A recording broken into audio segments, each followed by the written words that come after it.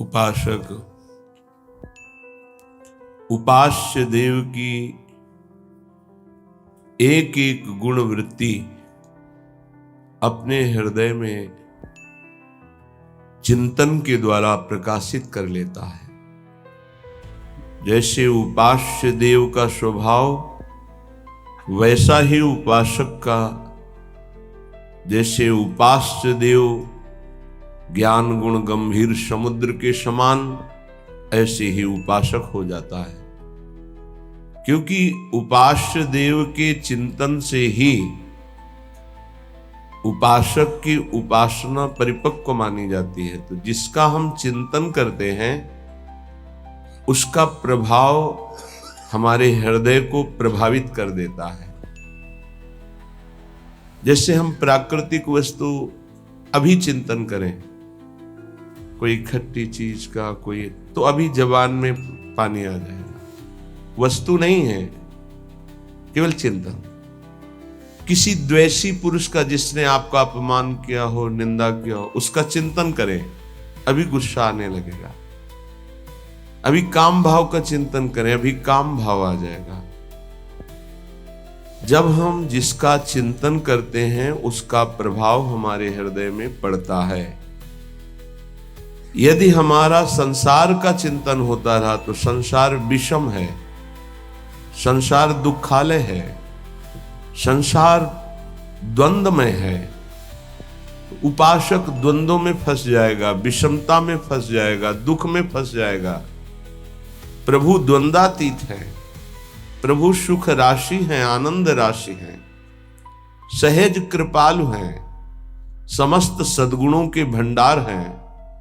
जब हम प्रभु का चिंतन करते हैं तो वही हमारे हृदय में अंश रूप से प्रकाशित हो जाता है।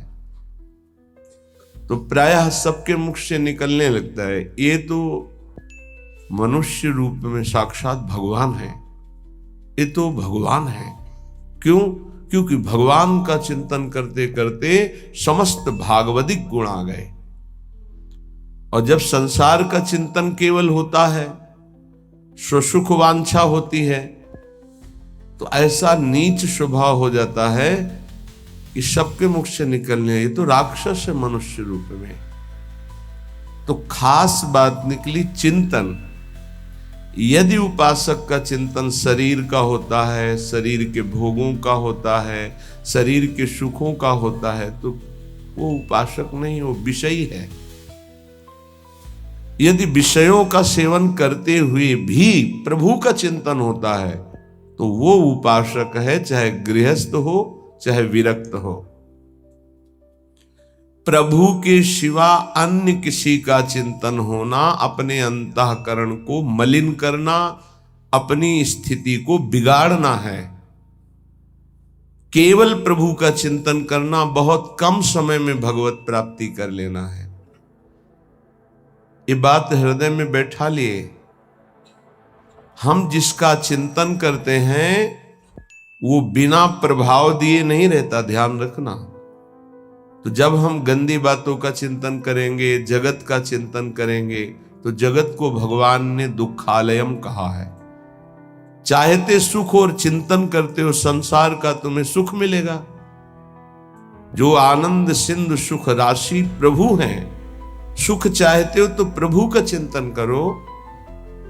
जब दुख नहीं चाहते हो तो सुख सिंधु प्रभु का चिंतन क्यों नहीं करते? चाहते हो सुख और चिंतन करते हो संसार का, चाहते हो सुख और करते हो पाप, जिसका परिणाम है दुख। पाप का तात्पर्य होता है शास्त्र विरुद्ध आचरण, वही पाप कहलाते हैं, वही अपराध कहलाता है।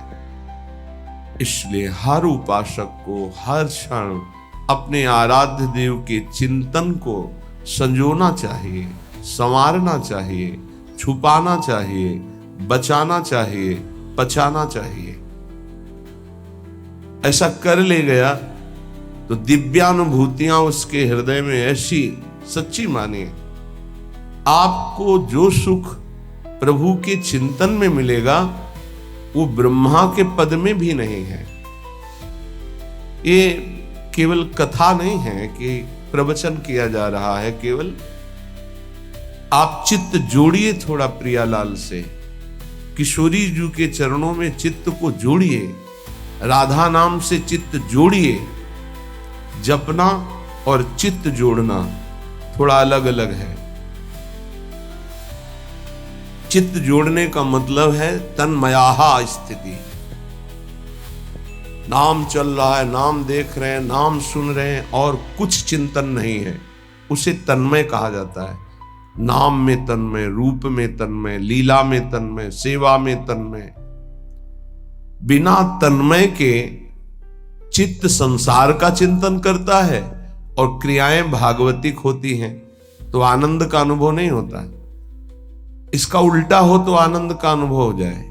क्रियाएं भले व्यवहारिक सांसारिक हो, चिंतन भागवतिक हो, ये कठिन बात पड़ती है। इसीलिए प्राय अध्यात्म में जल्दी मन टिकता नहीं है, व्यवहार में ही मन जाता है। क्रियाएं भागवतिक, आरती, पूजा, माला, चिंतन भोगों का, जगत का, देह संबंधियों का, खूब अंदर देखिए इस बात को, तो आनंद का अनुभव नहीं हो रहा जिसे भगवदानंद कहते हैं। इसीलिए श्रीपाद प्रबोधानंद जी महाराज कह रहे हैं, अशुलभ मिहि लोके लब्धुमिच्छस्य यत्नाद, यदि विपुल धन स्त्री पुत्र गेहोत्तमादि, कर निपत मुक्तिम कृष्ण भक्तिम च कांक्षस, यदि वस पर धाम वाद्य वृंदावनाख्यम।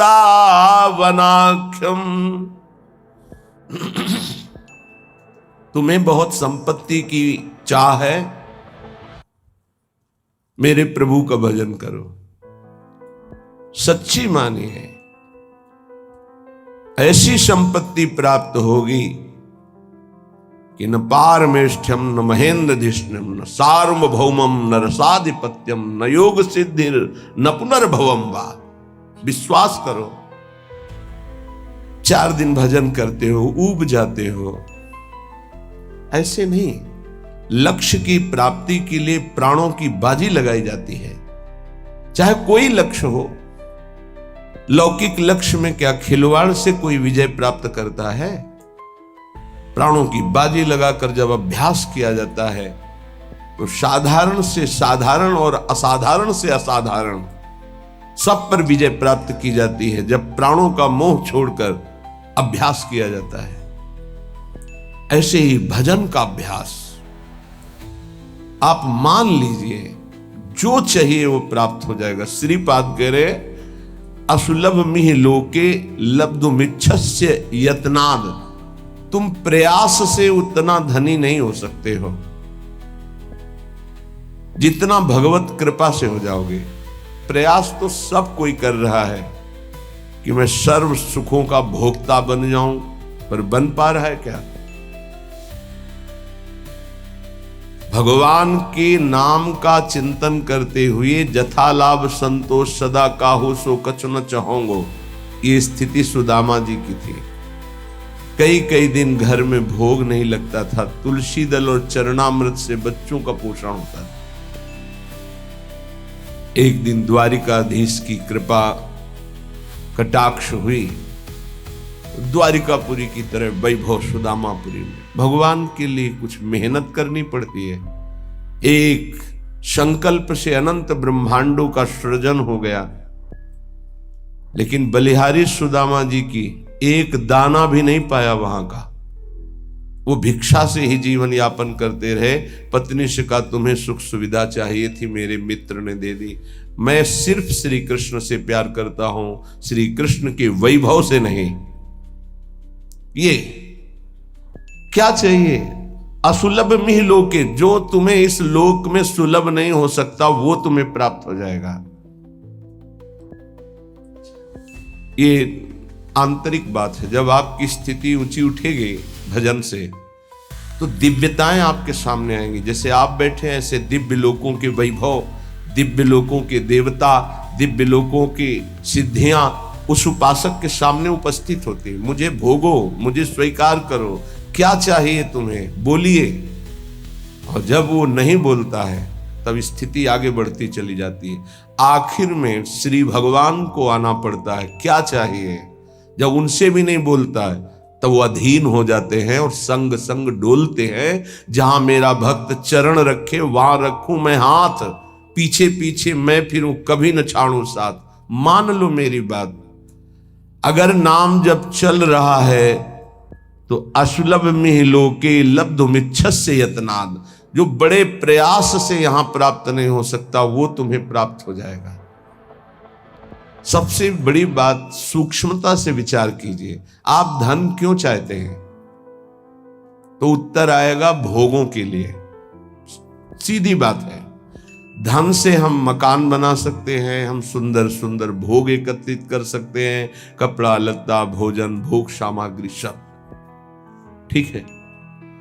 इन भोगों में सुख है, ये अज्ञान से आपने मान रखा है। नहीं तो ऐसे हैं जितना आप धन चाहते हो, जो भोग चाहते हो, ये सब उनके पास है लेकिन असंतुष्ट है।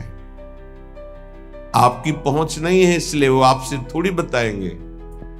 अपने लोगों को पता है, जिन पदों की आप आकांक्षा करते हैं, जिन भोगों की आकांक्षा करते हैं, जिस वैभव की आकांक्षा करते हैं, वो वैभव है, वो पद है, वो भोग है, पर एकांत में रोते हुए नजर आए हैं। रोते हुए मान लीजिए, बिना श्री भगवान के भजन के तुम्हें कहीं विश्राम नहीं मिल सकता। अगर संपत्ति ही चाहिए तो 5 वर्ष के बालक ध्रुव ने, जब सुरुचि ने झिड़क दिया कि अगर महाराज की सिंहासन पर बैठे हुए गोद में बैठना है तो जा नारायण का भजन कर और ये शरीर छोड़ और मेरे गर्भ से पैदा हो, तब तो सिंहासन का अधिकारी होगा, सुनीति के गर्भ से नहीं। माता सुनीति ने उसी बात को पुष्ट किया, बेटा तू विमाता को कटुवचन बोलने वाली मत मान, वो मां है, ठीक कहती है। महाराज तो मुझे दासी भी स्वीकार करना अब नहीं चाहते। तू परम कृपालु भगवान नारायण का भजन कर, हरि का, और उन्हीं से अपनी चाह की पूर्ति कर। चाह थी मुझे परम पद मिले, परम पद अटल पदवी ऐसी मिली, सप्त ऋषि उसकी परिक्रमा करते हैं। ध्रुव जी की सप्त ऋषि परिक्रमा करते हैं, ऐसी पदवी प्राप्त हुई। क्या चाहिए? अपना कितना प्रयास कर लेंगे आप? हम ये नहीं कहते कायर बन करके बैठ जाओ, आप अपने कर्तव्य का पालन करें, पर नाम जप करते हुए जो चाहिए विश्वास कीजिए। अगर भगवान का भजन करते हुए तुम भगवत प्राप्ति नहीं कर पाते, भ्रष्ट हो जाते हो, तो श्रीमान कुलवानों के यहां तुम्हारा अगला जन्म होगा, परम पावन, जहां वैभव ही वैभव है। जिन भोगों में तुम भ्रष्ट हुए हो उस भोगों की बाहुल्यता होगी, और भक्ति के संस्कार उन भोगों से वैराग्य दिलाकर अगला जन्म भगवत प्राप्ति करा ही देगा पक्का। 2 प्रकार का जन्म होता है योग भ्रष्ट का। यदि वो भोगों में भ्रष्ट हुआ है तो भोग की बाहुल्यता और भक्ति संपन्न घरों में जन्म होगा, और यदि वो वैराग्य की चूक हो गई है तो अगला जन्म उसको सीधे ऐसे गृहस्थों के यहां होगा जो अकिंचन, वैरागी और भगवत भक्त होंगे, जहां जन्म से वैराग्य के संस्कार और फिर भगवत तत्व का बोध, भगवत प्राप्ति। घाटा तो है ही नहीं। थोड़ा भी नाम जप किया तो दुर्गति से बचाकर सदगति में लगा देगा। जो चाहिए उपरा विश्वास कीजिए। पर किसान भी खेती बोता है तो इंतजार करता है, सुरक्षा करता है, सींचता है, निकालता है, तब वो जाकर के कहीं फसल प्राप्त करता है। ऐसा नहीं कि दूसरे तीसरे दिन उसे फसल मिल जाती है। आज आप नाम जपना शुरू, सोचते हैं एकदम चमत्कार हो जाए, जो कहा जा रहा है एकदम संपत्ति आ जाए, एकदम सारे दुख मिट जाए। ऐसा नहीं होता, ऐसा नहीं होता। कोई कार्य एकदम ऐसे नहीं होता, उसकी भूमिका बनती है। पहले अनर्थों की निवृत्ति होती है, जिसको पाप कहते हैं। पाप प्रवृत्ति का नाश होता है। पहले पाप नाश, फिर पाप प्रवृत्ति का नाश, फिर भागवतिक भावों का उदय, फिर जो चाहोगे वो प्राप्त हो जाएगा। विपुल धन, स्त्री पुत्र गेहो तमादि, उत्तम स्त्री, उत्तम पुत्र, उत्तम धन, जो चाहिए मिल जाएगा। भगवान ने कहा है आर्त, अर्थार्थी, जिज्ञासु, ज्ञानी, 4 प्रकार के भगत होते हैं। एक संकट निवृत्ति के लिए, एक धन प्राप्ति के लिए। धन भी चाहिए तो श्री हरि का भजन करो और अपने कर्तव्य का पालन करो, और जैसे तुम्हें वो रख रहे हैं वैसे राजी रहो। आगे चलकर जब इस फसल की अन्न राशि एकत्रित होगी, अर्थात तुम्हारे इस भजन का फल आएगा, तो निहाल हो जाओगे, इसी जन्म में निहाल हो जाओगे। मान लीजिए, प्रार्थना है, मान लीजिए, ये मनमानी आचरण बंद करके भगवान के आश्रित होकर नाम जप कीजिए। ये तुम्हारे गंदे आचरण, गंदा भोजन, गंदे विचार, ये तुम्हारा नाश कर देंगे। जो तुम्हें लगता है अरे कुछ नहीं है, जब विपत्ति और संकट और पापों का फल आता है तब समझ में आता है कि हमने क्या गलती की है। इसलिए कर निपतित मुक्तिम कृष्ण भक्तिम, बहुत सुंदर बात है। यदि तुम्हें विपुल धन चाहिए, सुंदर स्त्री चाहिए, पुत्र चाहिए, वैभव चाहिए, उत्तम घर चाहिए, सच्ची मानिए, बार बार सच्ची इसलिए कह रहे कि आप विश्वास कर लीजिए, विश्वास कर लीजिए। बिना किसी प्रयास के अनायास ही अनंत ब्रह्मांडों का सृजन भगवान ने किया है। ये तुम्हारे लिए कुछ बड़ी बात नहीं है, तो क्यों नहीं कर देते भगवान? इसलिए नहीं कर देते कि तुम अपने अहम को पुष्ट किए हो, तो अहंकारी को अपने कर्म का भोग भोगना होता है। यह सिद्धांत है। अहंकार विमूढ़ात्मा कर्ता हमिति मन्यते, तो भोगता उसको बनना पड़ेगा। अवश्यमेव भोक्तव्यम कृतम कर्म शुभाशुभम। और अगर अहंकार भगवान के चरणों में समर्पित कर दो तो जीवन का वो प्रकाश, वो आनंद, वो वैभव कैसे तुम्हें बताएं? किस बात की कमी है? हमारा चिंतन प्रभु में नहीं जुड़ा, बस इसी बात की कमी है। अगर हमारा चिंतन जुड़ जाए तो श्रीपाद प्रबोधानंद जी कह रहे हैं, असुलभ मिह लोके, जो इस लोक में तुम्हें लुब्ध मिच्छस्य यत्नाद, यत्न करने पर भी नहीं प्राप्त हो सकता, वो विपुल धन, स्त्री पुत्र गेहो तमादि, उत्तम गेह, उत्तम स्त्री, उत्तम पुत्र, उत्तम संपत्ति, ये तुम्हें प्राप्त हो जाएगी। बोले नहीं, ये तो मुझे नहीं चाहिए। तो बोले कर निपतित मुक्तिम, तुम्हारे हाथ में मोक्ष पदवी, भजन करो। बोले ये भी नहीं चाहिए। तो बोले कृष्ण भक्तिम च, श्री कृष्ण की प्रेम लक्षणा भक्ति प्राप्त हो जाएगी। परम धाम वाद्य वृंदावनाख्यम, यदि वृंदावन धाम का आश्रय लेकर भजन शुरू कर दिया, सब कुछ प्राप्त हो जाएगा। वृंदाटवी सहज वीत समस्त दोषा, दोषा करानपि गुणा करताम नयंती, पोषाय में सकल धर्म बहिष्कृतस्य, शोषाय दुस्तर महागचयस्य भूयात्। चाहे जितना बड़ा पापी, नीच आचरण करने वाला दोषी पुरुष हो, वृंदाटवी सहज वीत समस्त दोषा, दोषा करानपि गुणा करताम नयंती, जिसमें एक भी गुण नहीं है, केवल पापाचरण है, ऐसा पुरुष भी यदि धाम का आश्रय ले ले और नाम जब शुरू कर दे, तो कह रहे हैं सर्व दोषों का नाश करके सर्व गुणवान बना देता है। महर्षि ब्रह्म ऋषियों के पदवी में पहुंच गए, केवल नाम जप करके, भगवान का आश्रय लेकर के। पोषाय में सकल धर्म बहिष्कृतस्य, मेरे में एक भी धर्म नहीं, मैं सर्व धर्मों से बहिष्कृत हूं, पर मेरा महान पालन किया वृंदावन ने, और मेरे दुस्तर पापों का नाश करके सर्व गुणवान बना दिया। श्रीपाद प्रबोधानंद जी कहते हैं। देखो, सिद्धांत को समझ लोगे तो बहुत सुखी हो जाओगे। एक भृंगी नाम का कीड़ा दूसरी जाति के कीड़े को लाकर मिट्टी के घरौंदे में पैक करता है, फिर उसे ऐसे डंक मारता है, और भन डंक इसलिए मारता है, उसको आकर्षित करता है अपनी तरफ, वो भयवश उसका चिंतन करता है। चिंतन करते करते वो तदाकार हो जाता है और उस बिना शरीर छोड़े उसी शरीर से वो भृंगी जाति का कीड़ा बन जाता है।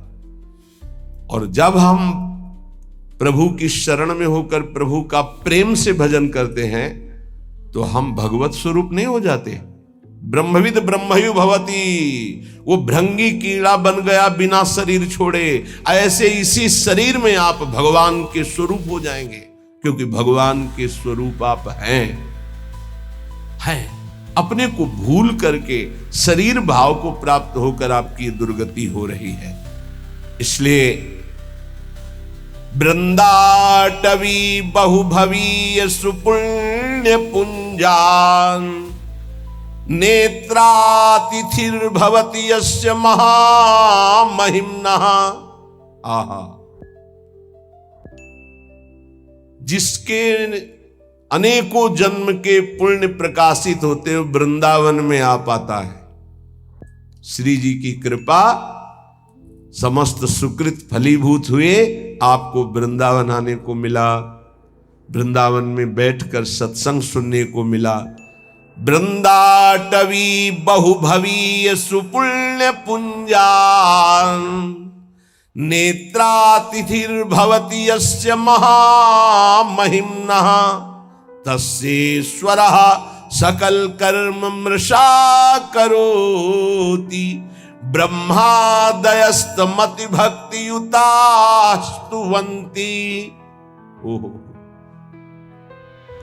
जो वृंदावन आया, सत्संग सुना और जीवन का निश्चय बदल दिया। अब मेरे जीवन का निश्चय है मैं नाम जप नहीं छोड़ूंगा। तो बोले पूर्व संचित जितने कर्म थे वृंदावन सब भस्म कर देता है। तस्येश्वरा सकल कर्म मृषा करोति। क्यों? वृंदावन के ईश्वर बड़े दयालु हैं। वृंदावनाधीश्वरी और वृंदावनाधीश्वर श्री प्रिया प्रीतम, उनकी कृपा कटाक्ष से यहां आने वाले, यहां आश्रय लेने वाले, यहां भजन करने वाले समस्त पापों से, दोषों से रहित हो जाते हैं। और एक बात खास कह रहे हैं कि सकल कर्म मृषा करोति, आगामी जो कोई गलतियां हो जाएंगी उनका उनको दंड नहीं मिलेगा। ये बड़ी बात है। यही बात हरिवंश महाप्रभु ने कहा अपने शरणागत श्री विठलदास जी को कि तिहारे आगिले पाछले अपराध हरिवंश खेवी। पाछले तुम्हारे जो हैं वो तो नष्ट ही हो जाएंगे, और आगिले अगर कोई हुए तो हरिवंश खेवी, उनको हम देख लेंगे, तुम चिंता मत करो। कैसा भरोसा इन महापुरुषों के वचनों से प्रकाशित होता है। इनको छोड़कर अब कहां किसका आश्रय ले। और खास बात कह रहे हैं, ये तो सब हो ही जाता है, उसमें ऐसे प्रेम का प्रादुर्भाव होता है। ब्रह्मादयस्तमति भक्ति युतास्तुवन्ति, ब्रह्मादि बड़े बड़े ईश्वर कोटि के महाभागवत उसकी वंदना करते हैं, जो वृंदावन प्रेम रस को प्राप्त हो जाता है। इसलिए वृंदावने सकल पावन पावनेस्मिन् सर्वोत्तमोत्तम चर स्थिर सत्व जाते श्री राधिका रमण भक्ति रसैक कोशे तोषेण नित्य परमेण कदा वसामि। सकल पवित्रों को पवित्र करने वाला, जैसे भगवान शंकर, भगवान सनंदन सनातन आदि, श्री उद्धव जी आदि, ये बड़े बड़े महापुरुष जिस रज की याचना करते हैं, ये कौन है? ये जगत को पावन करने वाले। तो कह रहे हैं वृंदावने सकल पावन पावनेस्मिन्, जो रज शिव सनकादिक याचक, बड़े बड़े पावन करने वालों को भी पावन करने की सामर्थ्य वृंदावन की रजरानी में है। यहां जो जड़ चैतन्य वास कर रहे हैं, श्री राधिका रमण जी, राधा रमन जी महाराज उस पर बहुत प्रसन्न होते हैं, मेरे घर में रह रहे। तो बोले जो यहां वास नहीं कर रहे वो, बोले आश्रित है। आश्रित की भी वही गति होती है जो वास करने वाले की होती है, लेकिन हृदय से संपूर्ण आश्रय वृंदावन का हो। तो भक्त रसइक कोशे तोषेण, जब राधा रमन जी प्रसन्न हो जाते हैं तो अपना खजाना खोल देते हैं। तोषेण तो क्या, भक्ति रसइक कोशे, भक्ति रस का खजाना खोल देते हैं। दिव्य लीलाएं अंदर चल रहे, दिव्य भाव अंदर चल रहे, उसी में परमानंद में डूबा हुआ है। नित्य परमेण कदावसामी, क्या कभी मेरे जीवन में ऐसा अवसर आएगा कि मुझे ऐसे श्रीधाम वृंदावन में वास मिले और मैं निरंतर प्रिया प्रीतम के चिंतन में ऐसे डूबूं जैसे मछली जल के बिना जीवित नहीं रह सकती, ऐसे एक आधे क्षण के लिए भी यदि हमारा चिंतन छूटे तो प्राण व्याकुल हो जाए। यही भक्ति का, भजन का सही स्वरूप ये है कि जैसे मछली जल से अलग की जाए तो जहां तनिक जल बिछुड़े छोड़ी देत है प्राण। जहां जल से अलग हो तो तड़पते हुए प्राण त्याग, ये भजनानंदी का स्वभाव है, ये है आश्रित का स्वभाव, ये है वृंदावन वासी का स्वभाव। अगर ये स्वभाव नहीं है तो अभी वृंदावन वास तन मन के बन से ये अभी सही वास नहीं हो रहा, अभी सही आश्रय नहीं है, अभी सही भजनानंदी नहीं है। ये पहचान है। बड़ी कृपा है, आप सच्ची मानिए, जिनको कोई उपाधि नहीं मिली है, उपाधि पदवी, जिनको कोई जानता नहीं, बड़ी कृपा है। वो जीवन जिसको कोई नहीं जानता है वो हरि प्रिया के संग व्यतीत होता है, प्रिया प्रीतम के संग। कहीं कोई चिंतन जाने की गुंजाइश ही नहीं, कोई जानता ही नहीं, कोई प्रणाम नहीं, कोई नमस्कार नहीं, कोई बात नहीं करता, कोई नहीं बात करता, कभी कोई राधे राधे नहीं कहता, और कहे भी तो उपेक्षा कर दी जाती थी कि कहीं परिचय ना हो जाए। जहां तनिक जल बिछुड़े छोड़ी देत है प्राण, यह है भजनानंदी का स्वरूप। तद स्मरणेन परम व्याकुलती, देखो कहां हो, देखो प्रायः बहुत दिनों के बाद एक ऐसे महाभागवत के दर्शन हुए, सबकी चरण वंदना, लेकिन ऐसी स्थिति कि जहां तनिक जल बिछुड़े छोड़ देते हैं प्राण, एक महाभागवत के बहुत दिनों बाद दर्शन हुए जो महाराष्ट्र से पधारे थे। रोम रोम से निकल रहा था विठ्ठल विठ्ठल विठ्ठल विठ्ठल विठ्ठल। ऐसी महान स्थिति आज हमारे ऊपर प्रिया जो प्रसन्न हुई, ऐसे महाभागवत का साक्षात्कार करा दिया। पर जानते हो, एक साधारण पतली धोती, एक साधारण कुर्ता और ऐसे छुपे हुए वेश में कि कोई ये ही नहीं कह सकता कि संत है, लेकिन ऐसी ऊंची स्थिति नाम की पूछो मत। ये कोई उपाधि नहीं, कोई परिचय नहीं और कोई सम्मान की प्रियता नहीं, ऐसे बैठे हुए, कोई आदर नहीं। जब दृष्टि में दृष्टि मिली तब लगा अरे कितनी उच्च कोटि की अवस्था इनकी अध्यात्म की है। नेत्र तरसते हैं भजनानंदी और ब्रह्मबोध संपन्न महापुरुष के दर्शन के लिए। सच्ची मानिए, ये उपाधियां तो बहुत है, उपद्रव कराने वाली बहुत उपाधियां हैं। उपाधि रहित महापुरुष, खास बात है, उपाधि रहित महापुरुष, देहाध्यास रहित महापुरुष, भगवत चिंतन में डूबा हुआ महापुरुष, तत्वबोध महापुरुष, ये अंगुलियों में गिने जा सकते हैं, ये सैकड़ों की संख्याओं में नहीं होते। छोड़ी देत है प्राण जहां जल से बिल गावे, अगर मछली को जल से अलग करो तो प्राण त्याग देती है। ऐसे ही भजन के जरा से विस्मरण के आभास में उनको ऐसा लगता है कि मेरे प्राण निकल जाएंगे, भजन छूट गया क्या। अगर मछली को पानी से निकालकर शुद्ध गाय के दूध में या दही में या सुंदर घी में या सुंदर रबड़ी में डाल दो तो बचेगी क्या, प्राण त्याग देगी। केवल जल ऐसे ऐसे भजनानंदी देई दूध में डारी रहे ना प्राण गवावे।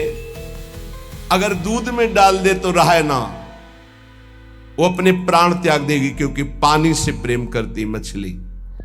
तो जाको वही आहार ताही को काले दीजे रहे न कोटि उपाय और सुख नाना कीजे। बोले जिसका जो आहार है वो उसी की प्राप्ति में जीवित रहेगा, अन्यथा प्राण त्याग देगा। ध्यान दीजिए, भजनानंदी का आहार है नाम जप। अगर नाम जप छूटा तो प्राण त्याग देगा, जीवित नहीं रह सकता। कसौटी में कसो कौन सी स्थिति है आपकी, कितना आप भजन से प्यार करते हैं। यह लीजे दृष्टांत सके सो लेई बिचारी। जो नाम से ऐसो करे स्नेह ताहि की मैं बलिहारी। मैं बलिहारी हूं ऐसा जो नाम से प्रेम करता है। पलटू ऐसी प्रीति कर जल और मीन समान, जहां तनिक जल बिछुड़े छोड़ देत है प्राण। भजन का क्या स्वरूप है, तद स्मरणेन परम व्याकुलती। श्री पलटू स्वामी जी कहते हैं, बहुत बड़े भजनानंदी महापुरुष जिनके रोम रोम से सीताराम सीताराम निकलता था। कह रहे ऐसी प्रीति करो नाम से जैसे जल से मछली प्रीति करती, दूर होने पर प्राण त्याग देती है।